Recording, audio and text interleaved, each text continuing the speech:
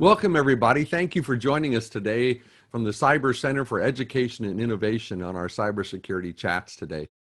You are in for a phenomenal treat. Today we have with us Mark Gershner, and he has got a vast background in working as a senior executive CEO of many companies in national security and spanning all the different types of technology, international affairs, academy, arts, entertaining, the whole gamut. Mark is well known throughout the industry. He is currently the chairman of the board for University of Maryland Global Campus Ventures and works in that, but he has got tremendous reach into the C-suites, as we call them, throughout the United States. We have a great talk today about the MegaCommunity that Mark authored a book for, and so we're really excited about hearing about this today. I remind you that we have a Q&A room set up and also in the chat. If you have questions, please feel free to post them there, and we'll be monitoring that and make sure Mark gets your questions. So with that, Mark, I welcome you to the Cybersecurity Chat Series. Thank you very much. What a great introduction. I didn't even recognize myself. I'm pleased to be here with all of you. I think what I'm going to talk about today is going to be something that's probably slightly different than what you've been thinking about when you think about cybersecurity, and cyberspace. And I want it to be different for you because I think the way I kind of look at the challenge and the problem associated with cybersecurity is a way that sort of reflects my experiences. And as Mark said, I've had the opportunity and the fortune to work for customers who are in the government and government agencies, who are in businesses, all kinds of businesses, and then also people who are in non-for-profits and civil society. And so the way I'm going to try to explain this concept today, I'm going to take a little bit of a circuitous walk. We'll talk about cyberspace. Let's talk about cyberspace. And I'm going to pick it up the way the Department of Defense picks it up. Cyberspace is looked at by the Department of Defense and military as a domain. It's seen as a place. And like they see land, sea, air, and space as a domain, they see cyber as a domain. And it's where they have to conduct operations to protect us. As you know, our military protects our great nation and our interests in any domain they need to go. The interesting thing about the cyber domain, though, is it's quite unique in that in all those other domains, generally, we aren't engaged in them at the time. We have an opportunity to potentially leave the area or not go into the area. And so we as civilians or we as business leaders try to avoid, obviously, those areas where there's some potential conflict or any type of operation. But in cyber, we can't really escape that. We're always in cyber. The way we operate, the internet, our businesses, our schooling today, especially with the COVID-19 pandemic. We use the internet as such a tool to advance our great nation that we can't get away from it, and yet we're a part of it. So what does that mean, and how do we need to think about it differently?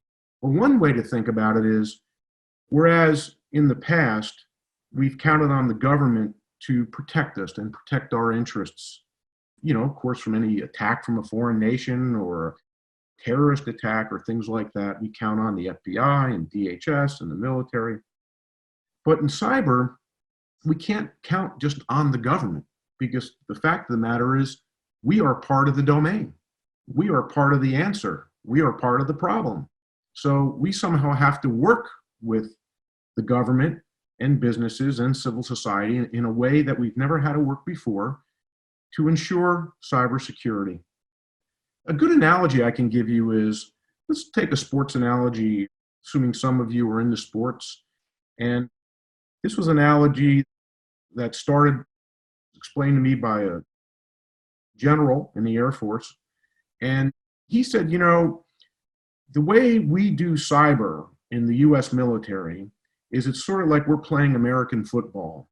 When we have to go on the offense, we put our offensive line out there and our offensive team. When we have to go on the defense, we put our defensive team and take the offensive team out. When we have special things to do, then we put in our special teams.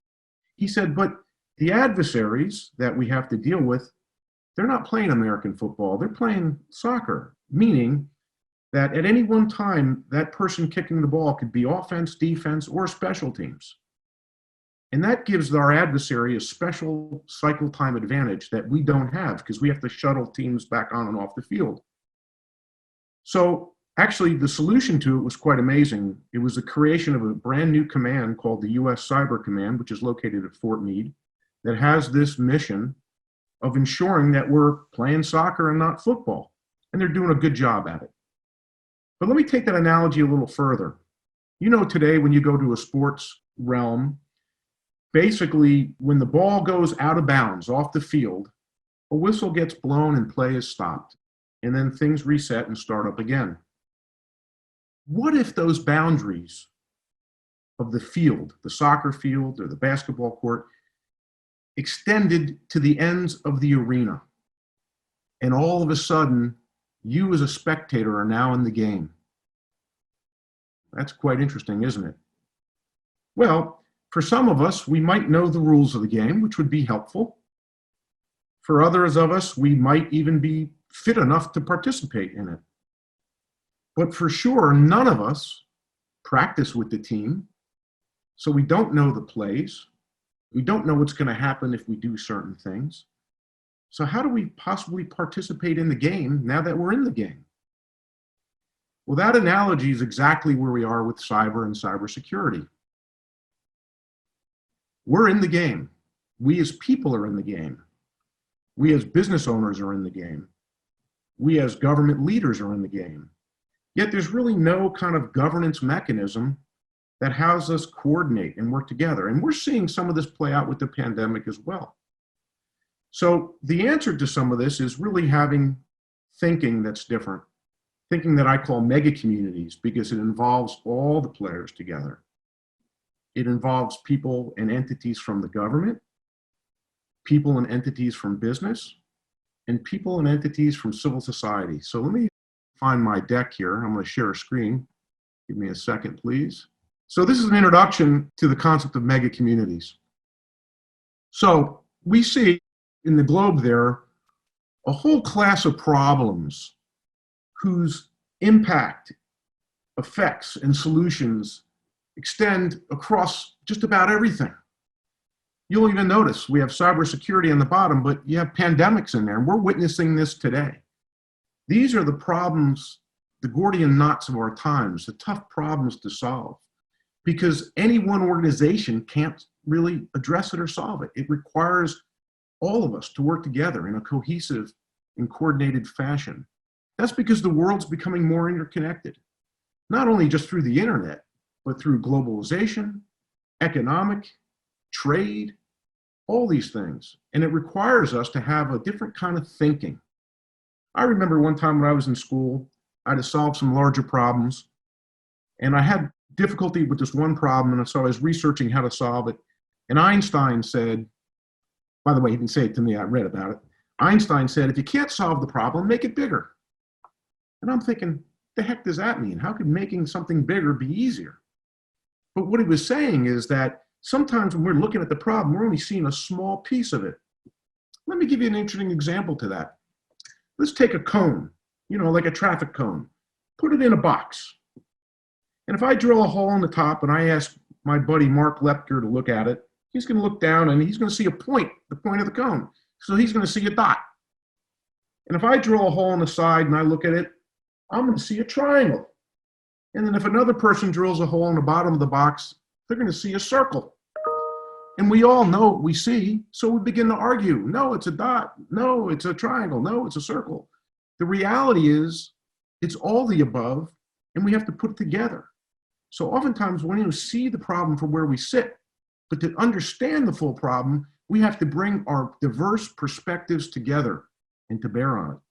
And so I think that's what Einstein meant around that. The other thinking, too, is about thinking about systems thinking, the fact the world that is interconnected. You know, a lot of people think that Edison was after the light bulb when he invented the light bulb.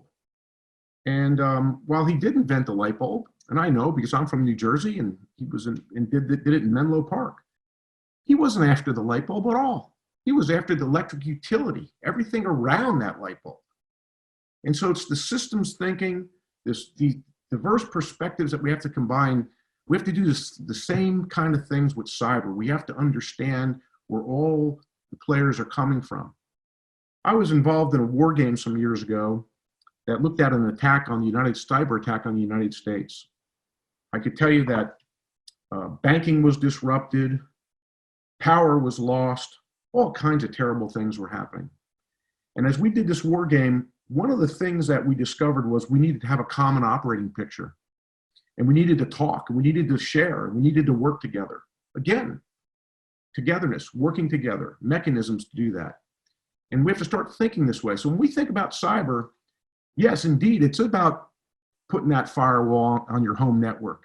Yes, indeed, it's about having virus scanning tools on your PC. Yes, indeed, it's about securing your enterprise if you're a business or a government agency. But it's more than that. It's actually understanding all the various elements that have to come together and work together, and ensuring that the security is only as good as the weakest link along the way. So that means we have to change our approach.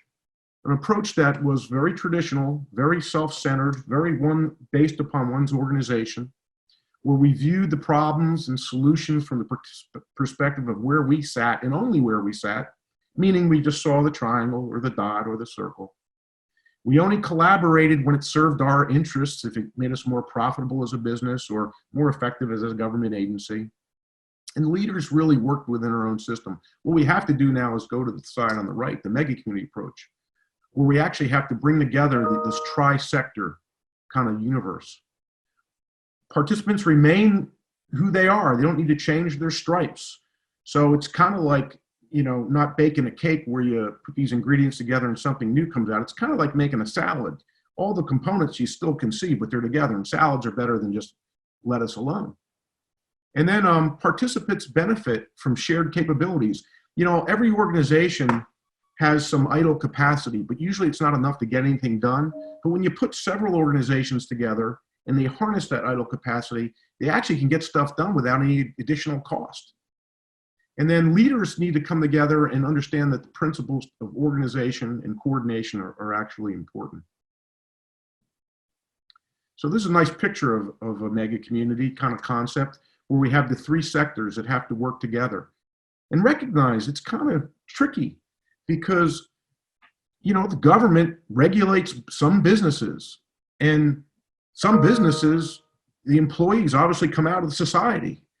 And society votes for those who are representing government. So there's all these complexities between these three things. And what we have to do is figure out how to deal with those tensions. And we got to change our mindset to understand that we have to work together. And that's where this thing, overlapping vital interest, comes from on the slide. We have to realize that in cybersecurity, or as in this pandemic, we all have an overlapping vital interest to get the problem solved. And we have to understand with that overlapping vital interest and understand that we need to converge in terms of how we think about it, structure ourselves so that we can act, and then adapt because things are going to change. So this is a little bit more embellishment of the big three things that have to be done to create a mega community. You have to initiate it. To initiate it, you need to have the three sectors involved. Otherwise, it's not going to happen. You also need to have a perception that there is an overlap of vital interest, that we all care about this. And cyber is a space that we do all care about. And then you have to make it sustain. And the way it sustains is you have to converge on your actions, create a structure that helps it so you can communicate and coordinate, and then make sure it's adaptable. And then you need a new kind of leadership. It's not a command and control leadership. It's one where you lead by influencing others and managing stakeholders with diverse interests. And these kind of hit, you know, what kind of features does a leader need to have? And I would encourage all of you to think about building these skills as you go along, because the future is going to be more complex, not less. And you're going to have these skills of being a good team builder and being action-oriented and listening well, and understanding diversity adds great value, and to be inclusive and cultivate and maintain an air of openness. These are all the features that a mega community leader needs to have. And it doesn't necessarily come naturally, but I think today we are growing more people with this skill set. And it certainly helps if we have individuals who have worked for a period of time in the government and also in private industry or for nonprofits. Because if you do work in those three sectors as I have, you come to appreciate those views, going back to that cone of the box. So how do we apply this mega community to the concept of cyber preparedness? Well, you have a set of preparedness of challenges that you have to solve. And these show you some of the challenges that typically happen. One is we tend to typically fight the last war. So for example, in airports when security was worried about shoe bombers, they would always look at the shoes. Well, then what happens if you need to worry about something else? So you can't always worry about the previous problem. You've got to understand what the future might bring. The next one is, it says the federal system. Who's in charge? There's really no one in charge because of where our Constitution is written. States have certain rights. The Federalists have certain rights and laws. We as individuals are blessed with great many freedoms. Businesses have responsibilities as well as moral responsibilities. So there's really no one entity in charge. So we have to come together as a group and make this work. The thing that we have to ensure in the future, and we need this for cyber too, is make sure we have some kind of preparedness doctrine, a way we can work together to be prepared, a way we can respond together. We tend to learn these lessons. When I had the opportunity to write MegaCommunities, I was a co-author.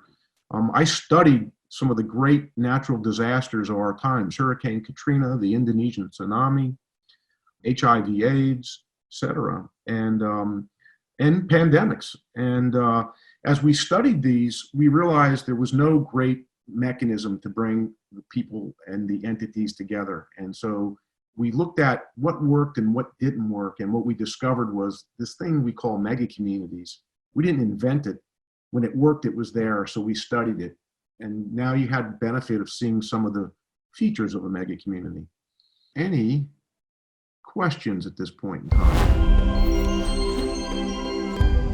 Mark, one of the things that struck me and that we're seeing in the chat here is from a cybersecurity standpoint, and you mentioned one of the challenges of current state federal laws, et cetera, and we're seeing in cybersecurity education this challenge of crossing state borders, and you make the point very, very well about the mega communities, and from the standpoint that we have a national level challenge in cyber, but yet we've got a fractured approach to educating on cyber. And so I would really appreciate your thoughts on how we evolve these systems. Obviously, there's legislation, et cetera, that probably have to take place, but how do we evolve these natural constitutional rights of states to independently control the education domain within their environments? That's a great question. It's one of the tough nuts to crack. As you know, I'm part of a commission that's looking at creating a national response enterprise to pandemics. We're not going to solve this one, but we're going to put the groundwork in for the next one, or any other act of terror or natural disaster that spans across several states. And so we're looking into the laws. Part of the problem is it's sort of like how we started with cyber in the military. We followed the doctrine that we had, and that was where we were in terms of our practice. It was where we were in terms of our culture. It was where we were in terms of our behavior. And we have to change all of that. So it's laws, but it's policies, it's missions and roles. I mean, it's pretty encompassing. And it's also culture. It's how do we align and play in a different way. And I think this is a very difficult challenge that we have ahead of us, but we have to get there.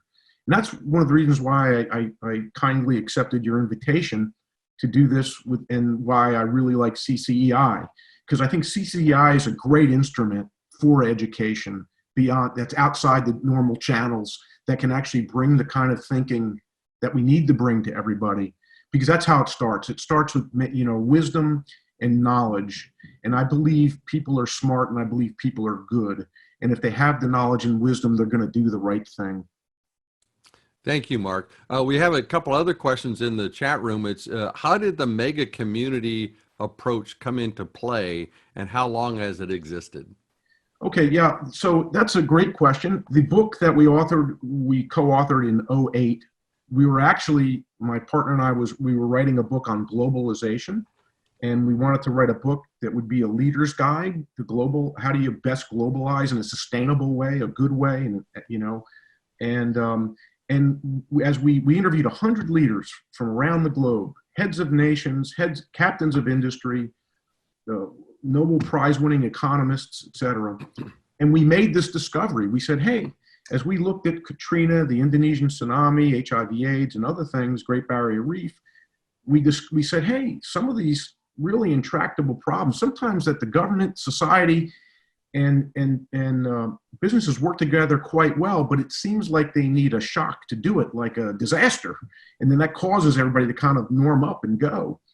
And so as we did this and interviewed, we discovered this phenomena and we studied it. And we said, what makes it work, what doesn't, what makes it not work, sustain? And we named it MegaCommunity. So it's a name we gave to it, we didn't invent it. And they've been around for at least that period of time. We have actually created some intentionally. So a while back, maybe about 4 years ago, Newt Gingrich, who was the Speaker of the House, left the House and then ran the Center for Health Transformation, wanted to attack Alzheimer's. And so we actually ran a war game attacking Alzheimer's, believe it or not. And what we did, though, was we brought together the pharmaceutical industry and other players, NIH, who never shared any information because it was so proprietary to them. And we got them to understand that, you know what, if you guys put your minds together and come up with a pill, a medicine to cure Alzheimer's, and you can get there sooner, you're actually better off from a business perspective getting there sooner together than getting there alone later. And that created a mega community that's actually working today around Alzheimer's. And so you can create them, but they're tricky. They're hard to get going sometimes. But if you have those essential elements, the notion of all three sectors and overlapping vital interests, you have an opportunity to create the mega community. And then there are things we call latent mega communities that are just waiting to happen, but just haven't had the catalyst yet. I tell you, there will be a mega community for future pandemics, and I'm on a commission that's going to engineer how it's going to happen. Thank you. Well, there's a follow-on question that kind of pulls that together, especially your last example. I really, maybe we can explore that a little bit more. It's the question is, how do organizations within mega communities compete with each other or collaborate? Right. And does that competing get better results or collaboration get better results? So those are two independent questions, but they kind of relate to your example. No, it's a great question. So yes, when you bring a mega community together, anyone can join, and oftentimes you have people coming or organizations coming in that have competing interests. So what does that mean? What do you do? What would happen normally today with the competing interests, they would just compete and things would just grind to a halt, or go to the courts or whatever the case might be. If you think of a lumber company and an organization that wants to protect forests. But and so they're at odds, right? But maybe there's a compromise. Maybe if the lumber company planted trees, 2 for 1 for every tree they took out, that would be okay. And so how do you get to that point? So the point is, there needs to be a great mindset shift from what I call maximization to optimization. And what I mean there is, when you maximize, if that's how you operate, zero-sum game, you got this company, you just want to make the most profit, you probably won't sustain it as a company. You've got to optimize, you've got to compromise, and you've got to make it a win-win for all the stakeholders. And if you reach the win-win condition with all the stakeholders, like we did with the pharmaceutical companies, right? We showed we did the math.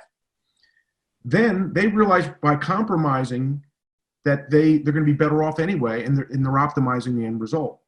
So we say mega communities, the one thing about it is it's going to be a tensions of constant negotiation. So you have to set up the mechanism where that negotiation can be constant, because frankly, the situation does change in time. Matter of fact, the problem you're solving is probably evolving a bit, and therefore you have to continue to negotiate. But that's a great question. Thank you for ever asked that.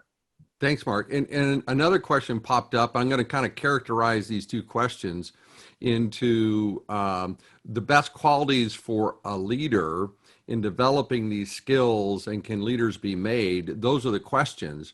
But knowing that we've got high schoolers online, and we're trying to help them understand what they need to do to prepare themselves for these mega communities. So in light of that, how do you address the leadership learning? Is it something can be learned? Is it innate? How do we help these kids prepare for that leadership role and that different picture of operating? Yeah, great. Absolutely can be learned. These are kind of skills. It's not something in one's DNA. Although there is a part that helps if it's in your DNA. I found that people who can lead a mega community can inspire people, can inspire the hearts around the cause, the overlapping vital interest. And that's something that kind of leadership is probably more innate, but all the other parts of it, the fact of being a good listener, you can learn to be a very good listener. As I was a consultant for many years, I had to listen to my clients to see what their problem was. And that was the most important thing. I didn't want to speak, I wanted to listen. And listening is a discipline that you can work on and improve. So listening's key. The notion of bringing people along and developing talent is really important. I spent a big part of my career helping people succeed in their career. And that was not only rewarding for me personally, it helped me grow as a leader because I saw the different needs that they had. So I think, think about being collaborative, how to work with people. If there is a tension or conflict, a lot of times we'll walk away from it or shut it down. The best thing to do is try to address it and find some common ground. These are the skills I think that we need to start developing in our future leaders, which are our high school students right now. And I think, by the way, that these students today have better possibilities of being mega community leaders because they grew up with social media. When I wrote the book, social media really didn't exist in a big form. Yeah, we had Facebook, but that was it. And frankly, that's what mega community title meant. We knew somehow that groups were going to come together somehow in unstructured ways to solve big problems. And it was really the name for social media that we didn't know was going to happen, but we knew somehow it was going to happen. Some of the folks have asked about your path. Obviously, where you're at today is phenomenal. An influencer, not only within the corporate world, but within the government world. So a lot of the kids are saying, how did you get there? What was your path? Mine was very circuitous. I had the opportunity to give a commencement address at the University of Maryland, and I sort of hit on that. But so it's kind of goofy, but I had a great interest in going into medicine. And I was on a rescue squad as a cadet at age 16, and I worked in an emergency room as an EMT. And I decided I would go to get an edge to get to medical school. I decided I would take a non-traditional route, that I would go into biomedical engineering and then go to medical school. And Rutgers University had one of the first biomedical engineering programs at that time. It was the late 70s. So I went to Rutgers. And then my father, unfortunately, had passed away unexpectedly. And so med school was totally out of the picture. But when I was there working biomedical, we were actually researching devices to measure pulse and blood pressure, because at that time we only had the old pump up sphygmomanometer. We're looking at electronics to do it. And Mark, you'll find this interesting. So when I graduated, I had to get a job. I had to make money, and I looked at all the traditional aerospace companies, and they put you in these cubicles and cranking numbers. And I'm thinking, well, that's really not who I am. This company, Booz Allen Hamilton, reached out to me and said, you can be a consultant. And they just landed this job that dealt with sensors, but for national security reasons. And it turned out the same math I did for biomedical applied to these national security sensors. So I found myself with a job, and all of a sudden I got a clearance, and that's how I got started in national security. And then I just, the thing I liked about consulting the most was I had the opportunity to work like in every industry, and I learned so much by changing and moving around, and I never got bored. And that's how I was able to stay at Booz Allen. I was there 31 years before I moved on to my next set of careers, but that's why I was able to stay there so long. And that today is like a dinosaur. Nobody stays anywhere for that long, but it changed enough for me where I was always learning something new. And so what I'll tell you all is it's good to have a plan. You should have a plan. But, life's going to give you twists and turns. Mm-hmm. And you just need to adapt to that and recognize that you're going to go where you go. But whatever you do, whatever you choose to do, have a passion for it. If you have a passion for it and try to be the best you can be, good things are going to happen. Oh, it's great advice, Mark. One of the questions talked about mentorship and asked how important mentors are to the whole process. And with that, did you have a mentor that you favored and can share with the students who are online? Oh, absolutely. I think mentorship's very important. Seek it out. Get several mentors. But the key to being a good mentee is you as a mentee should also add value to the mentor. Now, I don't know always how that can always happen, but you should look for that, because if you can make the relationship mutually beneficial, it'll be a wonderful relationship. I've had a lot of mentors. I've had mentors within my company and outside my company. Norm Augustine is a guy who was not in my company, but was a mentor. I heard him give a speech once. I was a young guy. I sent him a note. I told him I was just delighted with his speech and I couldn't believe it. He made such great points. And we actually built a relationship, and he stayed a mentor to me through my career. Norm Augustine used to run Lockheed Martin. I have had other mentors, and then I did have mentors within my company. Now, some were in my direct line, and I made sure that I made my bosses look good. I did good work, and that helped as well. So yes, mentoring I think is very important. I mentor a lot of people today still. I get a great deal of satisfaction from it. And I think if I can help make people better at what they do, then that's sort of helping the world in a sense. Excellent. Thank you, Mark. And we have another question that says, how open source are the mega communities? For example, for COVID, there are open source ventilator projects. Would open sourcing the mega communities provide faster outcomes in research like Alzheimer's that you mentioned? It might indeed, absolutely. I mean, when we wrote MegaCommunities, the whole notion of crowdsourcing didn't really even exist yet. And I really should write the second version of the book, because all the tools have come about that really enable it. But yeah, absolutely. I think we're going to actually do in this, believe it or not, this commission that's kicking off on June 15th. So you're hearing it before it's even been announced. We're going to crowdsource a number of areas, by the way. So we're going to look at surge. How do you surge things? How do you surge equipment, medical equipment, or anything you need to surge? And, oh, by the way, how do you deal with what we call the first mile and the last mile problem? The second thing is we're going to look at supply chains. And how do you illuminate supply chains? Meaning, today, we don't quite know what our supply chain is. And if you're going to make it secure, meaning, robust against attacks, or resilient, robust against shocks, or ensure it has integrity, meaning not counterfeit parts or malicious parts, you have to have it illuminated. So we're going to crowdsource some of this stuff. And then we're looking at people as well, roles, and then infrastructure and economy. And so we just had a call this morning on how do we set up crowdsourcing for looking and open sourcing to solve some of these things. So we're going to be exploring that real time very shortly. Oh, excellent, Mark.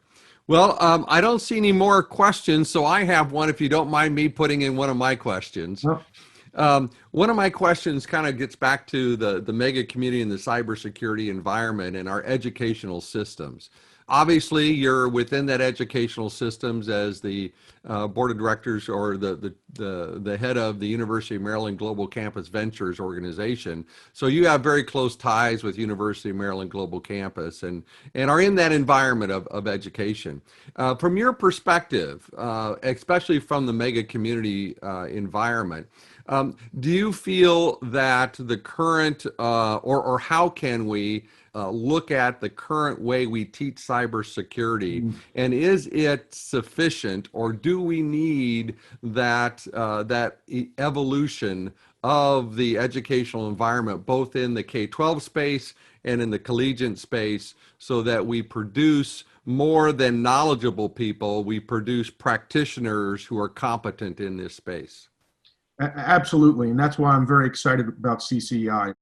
Matter of fact, you may or may not know, but I was the connective tissue between Maryland and CCCI for this reason. And we thank you for that. Sure. But yeah, we do. We got to change the game. You know, the game is changing on us. We got to change our response to it. And I'm very, very big supporter of CCI and what it's doing, and it needs to be there, and we need to get it more integrated in, and we need to work. I've been focusing most of my time though on adult education, so I'm less familiar with K through 12. So that's why I'm doing this. This is great. I'm getting exposed now. But we do need to create new things. And I think, frankly, my hope, my belief, my vision is that CCCI, UMGC, Purdue, other universities, we're going to get to something new and different together, and which the schools couldn't do on their own. And you mentioned Ventures. I'll just tell for the group, UMGC, University of Maryland Global Campus, is the adult education school of the University of Maryland. It has 90,000 students across the world. So it's the largest public adult education institution. We changed the business model and we created this thing called Ventures. And what we're doing is we're monetizing various aspects of the university to drive down the cost for adult education to make it more accessible to more adults. And that's the whole point. So I got Maryland to think about changing their whole business model to make it cheaper to go to school to get a degree, and I'm very much committed to that. And I think, like I say, around cyber, it touches every one of us in so many different ways that I don't believe you can do anything. I really do believe this. You can't go into any field without having some background, some knowledge of cyber, because you're part of it. So and we have to make that happen, Mark. Agreed. Well, Mark, I can't thank you enough for being with us today. Very insightful. I'm excited about, in fact, I'm going to go out and get the book, because MegaCommunities, I think, might be the way we solve the breaching across state I have boundaries. a couple. I'll send you one. Shoot me your mailing address. Okay, we'll do, Mark, because I think that it is a great framework and a structure to attack this problem of cybersecurity education. So, Mark, thank you for being with us today. We really appreciate your time. I thank everybody who came to hear the talk today. I'm sure you got a great benefit. My goodness, the questions were just pouring in, Mark. So Great. Thank you very much for that, and I look forward to Nepris when they crystallize this into a video that we can share with a lot of people. So with that, Mark, is there any closing remarks you'd like to make? Nope, just everybody stay healthy. You know, we're a great nation, and I'm proud to be an American, and I'm second generation. We're going to get through this. We're going to get through this very difficult time. Let's all stay unified and integrated and realize we're all in it together. Outstanding. Thank you, Mark. And with that, I can't think of a better way to end this session. Have a great day. Thanks, everybody, for showing up. Thanks. Bye-bye. Thank you all. Bye-bye.